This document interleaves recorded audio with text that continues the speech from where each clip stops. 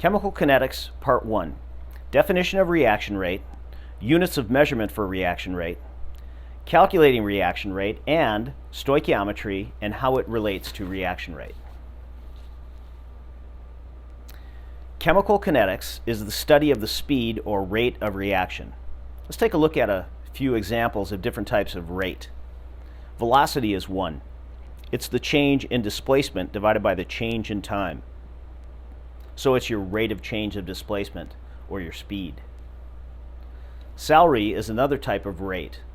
It's the change in money that you earn divided by the change in time. And you may earn an hourly salary or a yearly salary, but that would be your rate of pay. Rate in general is the change in something or some variable divided by the change in time. So rate of reaction is the change in the amount of chemical that's in a chemical reaction divided by the change in time. So how would we keep track of the amount of chemical?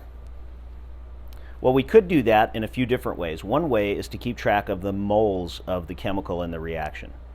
Then the rate, change in amount of chemical divided by change in time, would be the change in moles divided by change in time, and the units of rate would be moles per second. Now, we do a lot of chemistry in aqueous solution.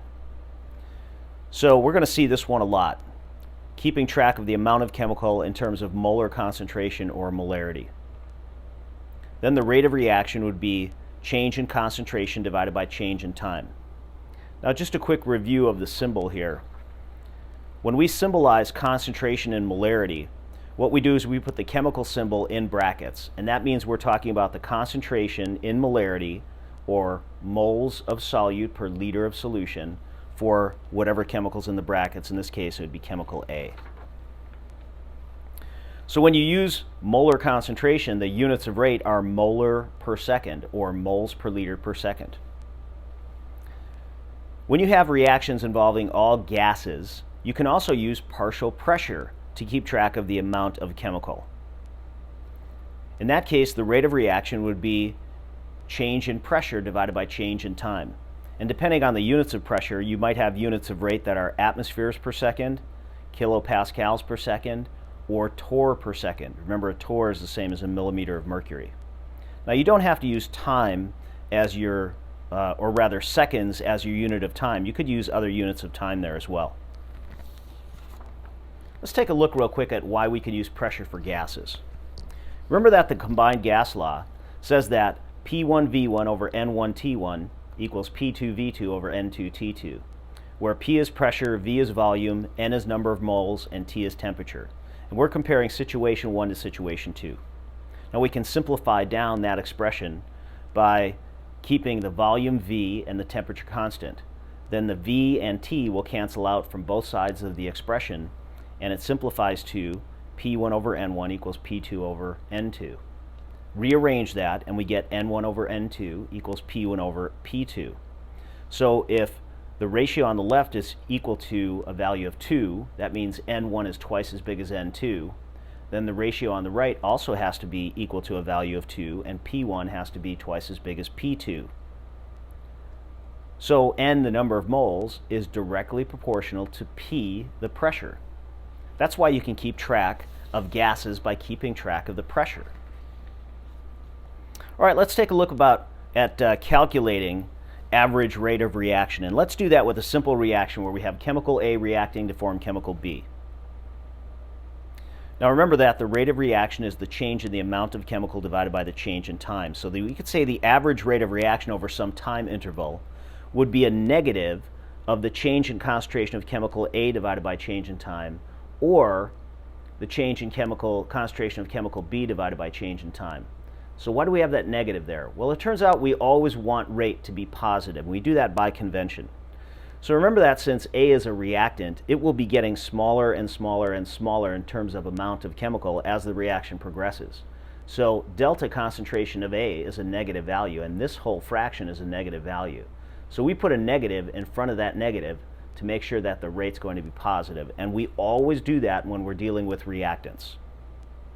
Let's take a look at some sample data here with this example. We have concentration of A and time charted out here, and we kept a few data points.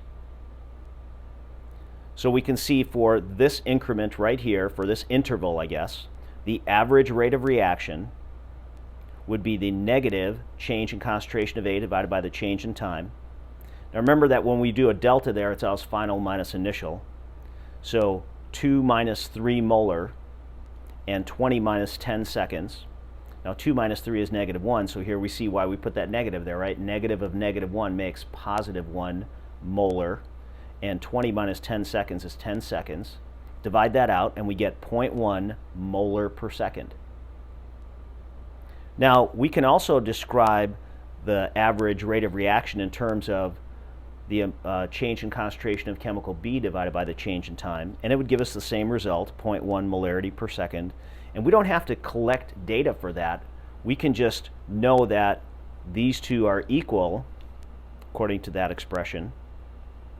And we'd say that this is an expression of the amount of B that's being produced, and this is an expression, I should say, the rate at which B is being produced, and this is an expression of the rate at which A is being consumed. Now that's pretty straightforward when you have a one-to-one relationship of chemicals, but what if it's not a one-to-one relationship? Let's take a look at how stoichiometry can play a part here. Now stoichiometry has to do with the coefficients in the balanced equation, right? 2 and 3 and 1 in our example here. So 2 of chemical A reacts with 3 of chemical B to form 1 of chemical C. We have some sample data that we collected for chemical A versus time. We can say that the average rate of reaction of chemical A, or we could say the rate of consumption of chemical A, because it's a reactant, it will be consumed here, it will be used up, would be this expression. Let's do it for this interval. So 0.3 minus 0.4 molarity and 10 seconds minus 5 seconds, right? Final minus initial when we do those delta calculations. 0.3 minus 0.4 is negative 0.1, so remember we have that negative in front, so negative of negative 0.1 is positive 0.1, and 10 minus 5 is 5 seconds. Divide that out and we get 0.02 molar per second, or moles per liter per second. So if we know that, can we calculate the average rate of consumption of chemical B? And the answer is yes, we can. All we have to do is use the mole ratio from the balanced equation. Well, let's assume that we have a total 1 liter of solution. So if we have 2 moles of A, that would be 2 moles per liter of A as well. And 3 moles of B would be 3 moles per liter of B, and 1 mole of C would be 1 mole per liter of C. So if we have 0.02 moles per liter per second for our rate of consumption of A, we can say that we are going to use up 3 moles per liter of B for every 2 moles per liter of A. Set it up so that A is going to cancel out. 0.02 times 3 divided by 2 is 0.03 moles per liter per second. And that's our average rate of consumption of chemical B over that time interval. We can do the same thing for chemical C. But now we have to take into account that it's a 1-to-2 ratio. Calculate that out and you get 0.01 moles per liter per second for chemical C. Now we can say that in general, this is going to hold true based on the stoichiometry of a reaction. That A moles of chemical A reacting with B moles of chemical B, producing C moles of chemical C and D moles of chemical D, will have this relationship in terms of rate of reaction.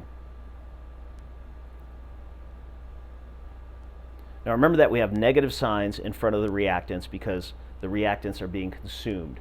So these fractions are negative. So negative of those negative fractions will make those positive.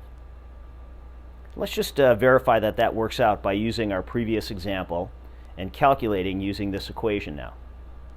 So remember that we had this equation, 2 of A plus 3 of B produces 1 of C. And we said that from the data that we had used and the time increment that we'd chosen, that the rate of consumption of chemical A was 0.02 molar per second. Notice that we have coefficient of 3 here, so this 1 over B expression would be 1/3. And we have a coefficient of 2 here, so this 1 over A expression would be 1/2. We can rearrange this and solve it for the rate of reaction of chemical B, or the rate of consumption of chemical B, because being a reactant is going to be consumed or reacted away. That 3 would have to be moved over there up on top. Plug in the 0.02 here to get this expression. Solve it out, and you get 0.03 molar per second. Well, that's exactly what we had solved for before, 0.03 molar per second. And the same thing works out for the rate of production of chemical C. So again, we substitute in for negative delta concentration of A over delta T. We substitute in 0.02 here. Half of 0.02 is 0.01. So this is a pretty useful relationship to remember.